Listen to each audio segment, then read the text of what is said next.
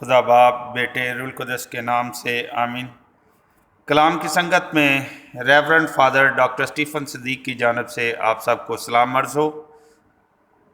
آئے میرے عزیزو، خداوند کے زندہ اور پاک کلام میں سے آج کی پہلی تلاوت سنتے ہیں، جو یشوع بن سراخ کی کتاب، اس کا 48 باب اور اس کی پہلی آیت سے 14ویں آیت تک ہے۔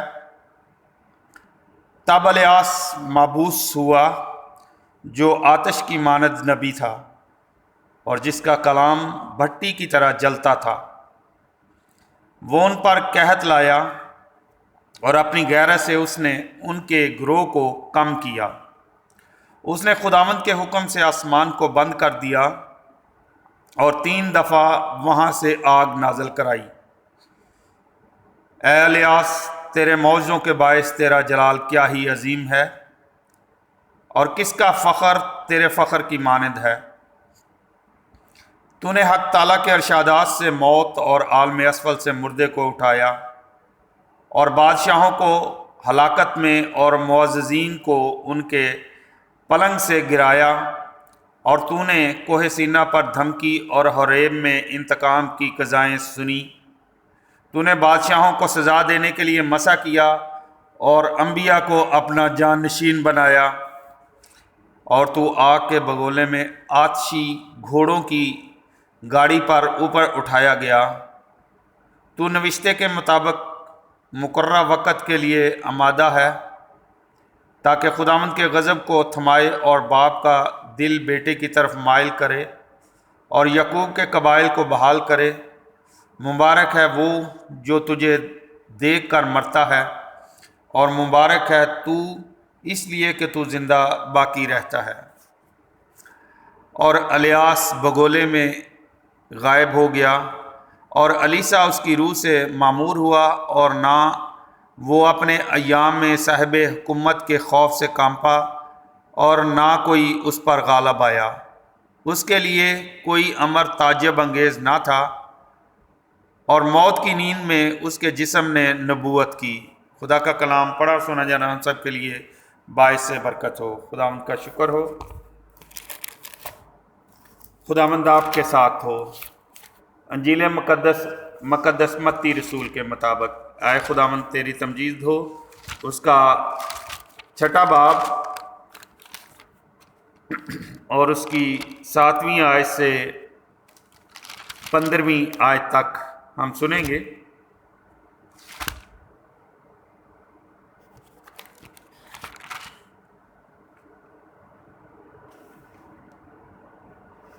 اور جب تم دعا کرتے ہو تو غیر قوموں کے لوگوں کی مانند بک بک نہ کرو، کیونکہ وہ سمجھتے ہیں کہ ہماری زیادہ گوئی سے ہماری سنی جائے گی۔ بس ان کی مانند نہ ہونا، کیونکہ تمہارا باپ تمہارے مانگنے سے پہلے ہی جانتا ہے کہ تمہیں کیا درکار ہے۔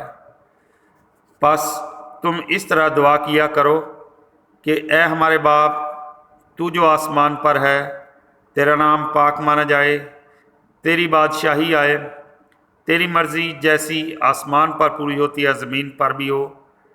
ہمارے روز کی روٹی آج ہمیں دے، اور جس طرح ہم اپنے قرض داروں کو بخشتے ہیں، تو ہمارے قرض ہمیں بخش اور ہمیں آزمائش میں نہ پڑنے دے، بلکہ ہمیں برائی سے چھڑا، کیونکہ اگر تم آدمیوں کو ان کے قصور بخشو گے تو تمہارا آسمانی باپ تمہیں بھی بخشے گا، لیکن اگر تم آدمیوں کو نہ بخشو گے تو تمہارا باپ تمہارے قصور تمہیں نہ بخشے گا۔ یہاں تک آج کی انجیل مقدس کے وسیلے سے ہم سب کی خطائیں معاف کی جائیں۔ اے مسیح تیری ستائش ہو۔ آئے میرے عزیزو، آج کی پہلی تلاوت پر دھیان و گیان کرنے سے پہلے ہم یشوع بن سراخ کی کتاب کا تعارف دیکھتے ہیں۔ یہ کتاب یروشلم میں عبرانی شاعری کی شکل میں تقریباً 190 قاف میم میں تحریر ہوئی۔ مصنف کے پوتے نے اس کا مصر میں اسکندریہ کے مقام پر 130 قاف میم میں یونانی میں ترجمہ کیا۔ جب یونانی ثقافت نے سماج میں عروج پکڑا تو مصنف کو تشویش ہوئی کہ یہ جلد ہی یہودی مذہب کو متاثر کر دے گی، لہٰذا وہ یہودیت پر مبنی اس ایک ضابطہ حیات کو آنے والی نسل تک منتقل کرنا چاہتا ہے۔ یہ کتاب معاشرے میں رہنے اور کام کرنے والوں کے لیے خود اکتسابی ایک مذہبی جامع تلخیص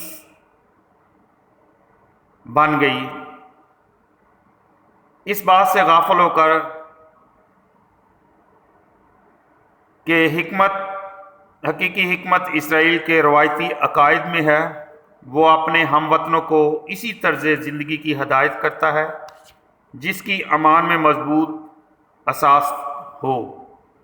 درسنا کتاب کی ساخت کچھ اس طرح بنائی گئی ہے کہ غیر مومنوں کو یہودی ایمان کی کشش دکھائی جا سکے۔ ابتدائی کلیسیا میں نئے مومن کی تربیت کے لیے یونانی متن استعمال کیا جاتا تھا۔ ابواب 1 سے پہلے باب کی پہلی آیت سے 16 باب کی 23 آیت،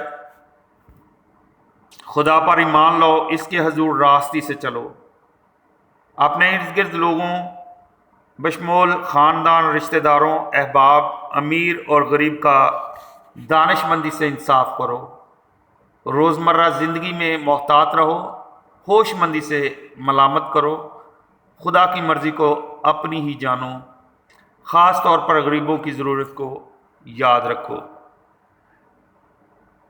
ابواب 16 سے 24 آیت سے 23 باب کی 28 آیت تک، خدا کی عظمت کو ہمیشہ یاد رکھو، تمام دنیا خدا کے اپنے ہاتھ میں ہے، تمام تخلیق کردہ کائنات اس کے جاہ و جلال کا ذکر کرتی ہے۔ ہم بنی اسرائیل کو خدا نے چن رکھا ہے، توریت کی شکل میں اس نے ہمیں زندہ رہنے کے لیے حقیقی راستہ دیا ہے۔ توریت کا احترام کرو، توریت کی ایسے تقلید کرو جیسے زندگی کے راستے کی، خود ضبطی کی ریاضت کرو، سخت محنت کرو، دور اندیشی سے بات کرو، عہد کی تعمیل کرو۔ اب ابواب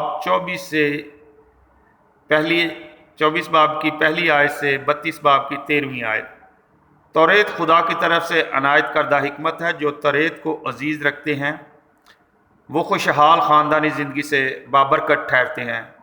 اگر کوئی ناخوشگوار واقعہ وقوع پذیر ہوتا ہے تو ایک دوسرے کو معاف کرو، دسترخوان اور ضیافتوں میں اعتدال اور خوش اخلاقی اختیار کرو۔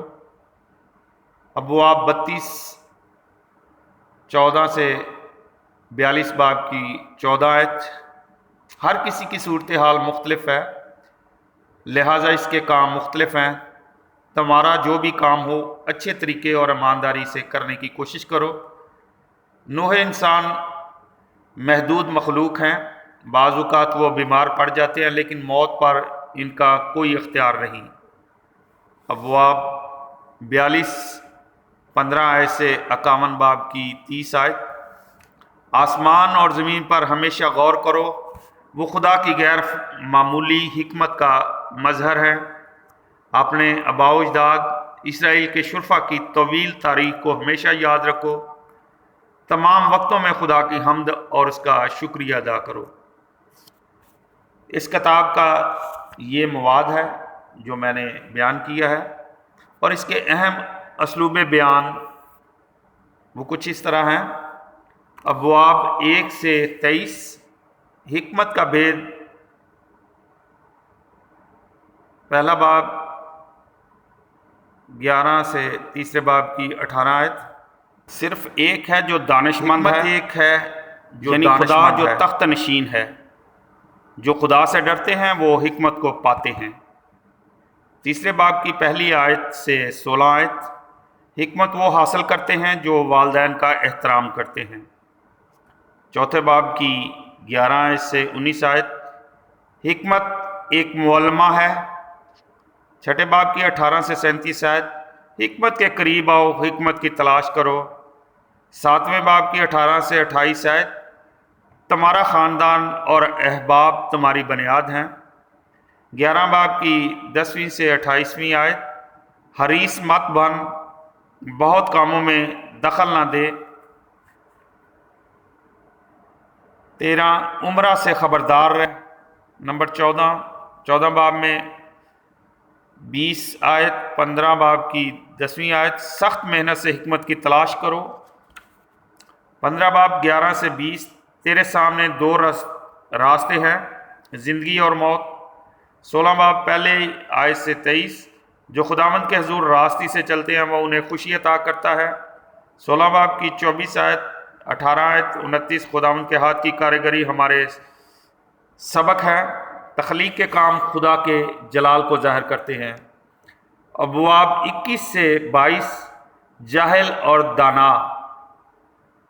23 باب پہلی آیت سے 6 آیت، دعا۔ ابواب 24 سے 51، 24 حکمت کے اوصاف اس کتاب کا محور۔ حکمت خدا کی طرف سے آتی ہے۔ 24 باب کی پہلی آیت سے 6 آیت، حکمت ایسے آتی ہے جیسے خدا کے منہ کا کلام، یا جیسے قہر زمین کو ڈھانپ لیتا ہے۔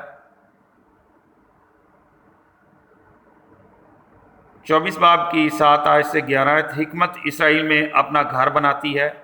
24 باب 12 سے 15، حکمت ایک درخت کی طرح نشو و نما پاتی ہے اور ثمر بار ہوتی ہے۔ 24 باب 16 سے 22، اس کا پھل انسان کے لیے زندگی بخش ہے۔ 24 باب 23 سے 29، یہ سب عہد کی کتاب ہے۔ توریت ایک ندی ہے جو باغ کو سیراب کرتی ہے، دریا میں نشو و نما پاتی اور سمندر تک بہتی ہے۔ 24 باب کی 30 آیت سے 34، استاد اس آب حیات کو اٹھاتا ہے، وہ ایک درخشاں مشعل ہے جو نور چمکاتا ہے، اس کا وجود دوسروں کے لیے ہے۔ ابواب 25 سے 26، میاں اور بیوی۔ 28 باب 1 سے 7، ناراضگی اور معافی۔ 29 باب 8 سے 13، حاجت روائی اور امداد باہمی۔ 29 باب 21 سے 28، پردیسیوں سے مہربانی۔ 30 باب 1 سے 13، تربیت اطفال۔ 31 باب 12 سے 31، آداب ضیافت میں میانہ روی۔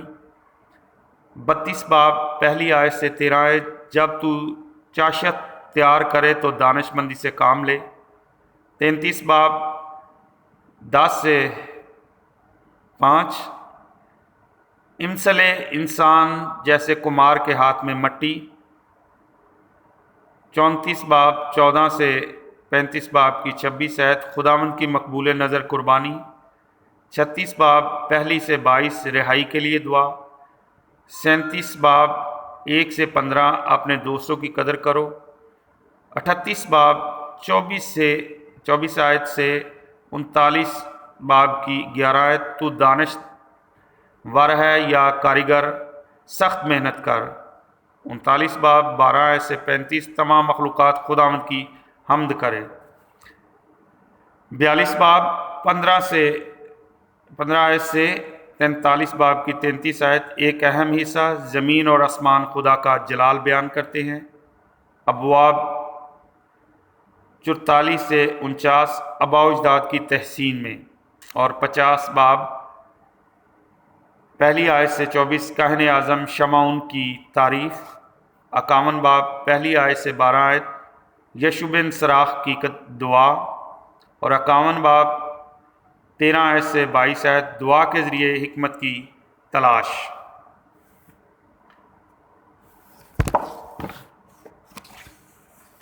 یشوع بن سراخ الیاس نبی کی تعریف اور توصیف کرتا ہے آج کی تلاوت میں۔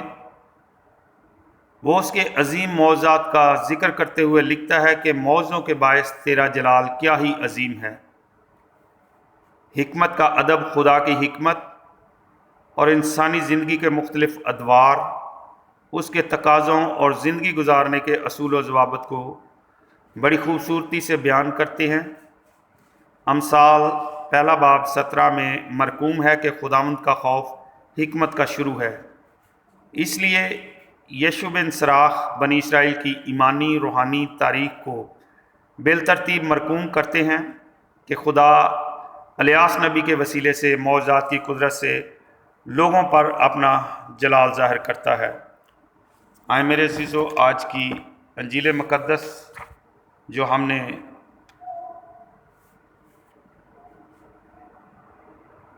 سنی ہے اس پر دھیان و گیان کرتے ہیں کہ خداوند یسوع المسیح جو خدا کی حکمت کا سرچشمہ ہے، ہمیں خدا کی ذات اور اس کی محبت کی وجودیت کو اے ہمارے باپ کی دعا میں دکھاتا ہے۔ خداوند یسوع مسیح اپنے شاگردوں کو دعائے ربانی سکھاتے ہیں۔ اس دعا میں الوہیت اور انسانیت کا ذکر ہے کہ خدا قادر مطلق ہے اور انسان گناہگار ہے۔ اس دعا کے دو بڑے حصے ہیں۔ پہلا حصہ خدا کی وحدانیت اور اس کی بادشاہت کے بارے میں ہے۔ دوسرا حصہ پڑوسی کی محبت اور مسیحی نسب العین کا آئینہ ہے، اور اس بھید کو ہم یسوع کی صلیب میں دیکھ سکتے ہیں۔ یسوع المسیح برملا اپنا تعلق خدا کی ذات سے منسوب کرتے ہیں۔ یسوع مسیح فرماتے ہیں کہ جس نے مجھے دیکھا ہے اس نے باپ کو دیکھا ہے، باپ مجھ میں ہے اور میں باپ میں ہوں۔ عزیز مومنین، خداوند یسوع مسیح کی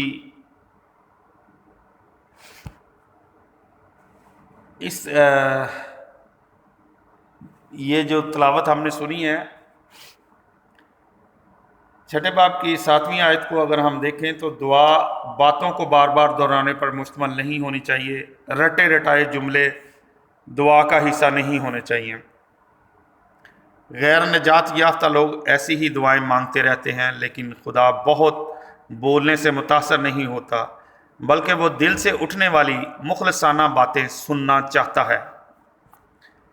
چھٹے باب کی 8ویں آیت، تمہارا باپ تمہارے مانگنے سے پہلے ہی جانتا ہے کہ تم کن کن چیزوں کے محتاج ہو۔ اس لیے یہ سوال بہت معقول معلوم ہوتا ہے کہ پھر دعا مانگنے کی ضرورت ہی کیا ہے؟ ضرورت یہ ہے کہ دعا میں ہم اپنی حاجات کو تسلیم کرتے اور اقرار کرتے ہیں کہ ہم خدا ہی پر انحصار کرتے ہیں، اور یہی ہماری اس کے ساتھ باہمی گفتگو کی بنیاد ہے۔ مزید برآں دعا کے جواب میں خدا وہ کام بھی کرتا ہے جو دوسری صورت میں وہ نہ کرتا۔ چھٹے باب کی 9ویں آیات 9 سے 13 میں وہ دعا ہے جس کو عام طور پر دعائے ربانی یا خداوند کی دعا کہا جاتا ہے۔ یہ نام استعمال کرتے ہوئے ہمیں یاد رکھنا چاہیے کہ خداوند یسوع مسیح خود کبھی یہ دعا نہیں مانگتے تھے۔ اس نے یہ دعا بطور نمونہ اپنے شاگردوں کو سکھائی تاکہ وہ اس کے مطابق اپنی دعاؤں کو تشکیل دیا کریں۔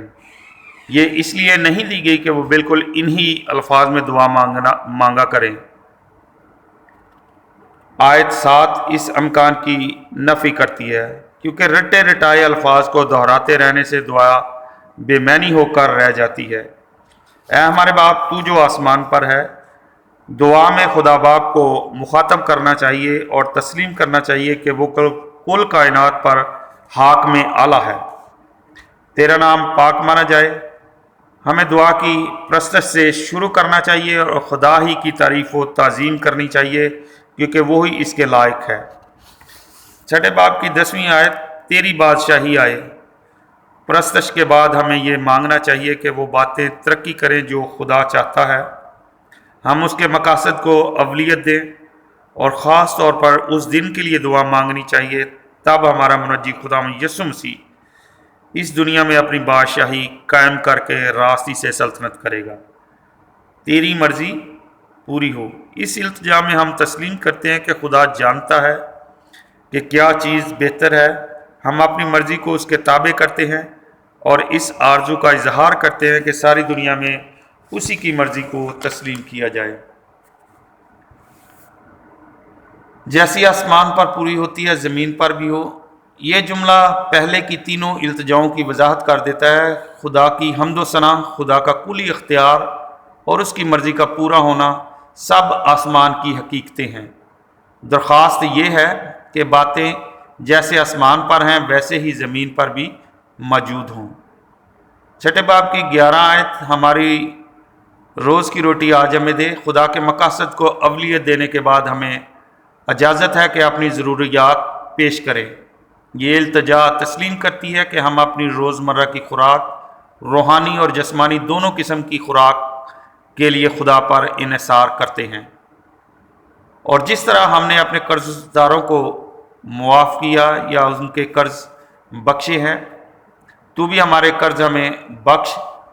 اس سے مراد گناہ کی سزا سے قانونی یا عدالتی معافی نہیں، وہ معافی خدا کے بیٹے پر ایمان لانے سے ملتی ہے۔ اس سے مراد وہ پدرانہ بخشش ہے جو باپ کے ساتھ رفاقت و شراکت رکھنے کے لیے ہمیں ضروری طور پر درکار ہے۔ اگر ایماندار اپنے قصورواروں کو معاف کرنے پر آمادہ نہیں ہوتے تو وہ اپنے باپ کے ساتھ رفاقت رکھنے کی توقع کس طرح کر سکتے ہیں جس نے ہماری خطائیں معاف کر دی ہیں اور ہمیں آزمائش میں نہ لا۔ یہ درخواست یعقوب پہلا باب 13 کی نفی کرتی ہوئی معلوم ہوتی ہے، جو بیان کرتی ہے کہ خدا کسی کو نہیں آزماتا، البتہ خدا اس بات کی اجازت دیتا ہے کہ وہ جانچے اور آزمائے جائیں۔ اس درخواست میں انسان کی اپنی لیاقت و قابلیت کے بارے میں ایک صحت مندانہ شک یا بے یقینی کا اظہار پایا جاتا ہے کہ میں آزمائش یا مشکلات کے سامنے کھڑا نہیں رہ سکتا۔ یہاں اپنے تحفظ اور بقا کے لیے خداوند پر مکمل انحصار کو تسلیم کیا گیا ہے، بلکہ برائی یا شریر سے بچا جائے۔ یہ ان سب کی دعا ہے جو دل سے چاہتے ہیں کہ ہم خدا کی قدرت کی مدد سے گناہ سے بچے رہیں۔ یہ زندگی میں شیطان اور گناہ کی طاقت سے بچنے اور ہر روز کی نجات کے لیے دل کی پکار ہے، کیونکہ بادشاہی اور قدرت اور جلال ہمیشہ تیرے ہی ہیں، آمین۔ بہت سے قدیم نسخوں میں یہ جملہ موجود نہیں ہے، اس لیے رومن کیتھولک ترجمہ میں شامل نہیں کیا گیا۔ لوکا 11 باب 2 آیت سے 4 میں بھی موجود نہیں، اور یہاں بھی قوسین میں رکھا گیا ہے، لیکن ایسی عمدہ حمد خدا دعا کا عمدہ ترین اختتام پیش کرتی ہے اور اکثر کلمی نسخوں میں موجود ہے۔ جان کیلون لکھتا ہے کہ یہ الفاظ نہ صرف ہمیں خدا کے جلال کی طرف بڑھنے پر ابھارتے ہیں، بلکہ یہ بھی بیان کرتے ہیں کہ ہماری ساری دعاؤں کی بنیاد سوائے خدا کے اور کوئی نہیں۔ یہ آیت 6 باب کی 14 اور 15 آیت، یہ آیت 12 کی وضاحت ہے۔ یہ دعا کا حصہ نہیں بلکہ ان کا اضافہ اس حقیقت پر زور دینے کے لیے کیا گیا ہے کہ آیت 12 میں مذکور پدرانہ معافی مشروط ہے۔ خدا ہم سب کو اپنے اس کلام کو سمجھنے اور اس پر عمل پیرا ہونے کی توفیق عطا فرمائے۔ خداوند ہم سب کے ساتھ رہے۔ آئیں میرے عزیزوں، ہم مل کر وہی دعا کریں جو خداوند یسوع مسیح نے خود ہمیں سکھائی ہے۔ اے ہمارے باپ، تو جو آسمان پر ہے، تیرا نام پاک مانا جائے، تیری بادشاہی آئے، تیری مرضی جیسے آسمان پر پوری ہوتی ہے زمین پر بھی ہو۔ ہمارے روز کی روٹی آج ہمیں دے، اور جس طرح ہم اپنے قرض داروں کو بخشتے ہیں تو ہمارے قرض ہم بخش، ہمیں آزمائش میں نہ پڑنے دے بلکہ برائی سے بچا، کیونکہ بادشاہت، قدرت اور جلال ہمیشہ تیرا ہے، آمین۔ اسلام مریم، پرفضل خداوند تیرے ساتھ ہے، تو عورتوں میں سے مبارک ہے تیرے پیٹ کا پھل یسوع۔ اے مقدسہ مریم، خداوند کی ماں، ہم گناہ گاروں کے واسطے دعا کر اب اور ہماری موت کے وقت، آمین۔ جلال باپ، بیٹے، روح القدس کا ہو، جیسا کہ ابتدا میں تھا اب اور ہمیشہ ہوگا، آمین۔ خداوند آپ کے ساتھ ہو۔ ہمارے خداوند یسوع مسیح کا فضل، خدا باپ کی محبت، رفاقت اور شراکت اب سے لے کر ہمیشہ تک عبدالآباد آپ سب کے ساتھ رہے۔ خدا کریم کی رحمت اور حفاظت میں ہم تمہیں سونپتے ہیں۔ خداوند تمہیں برکت دے اور تمہیں محفوظ رکھے۔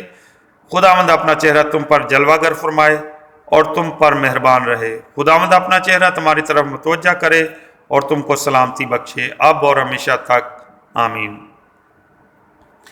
عبادت ہو چکی، صلح اور سلامتی میں رہیں اور خداوند کی خوشخبری دوسروں تک پہنچائیں، آمین۔ خدا باپ، بیٹے، روح القدس کے نام سے، آمین۔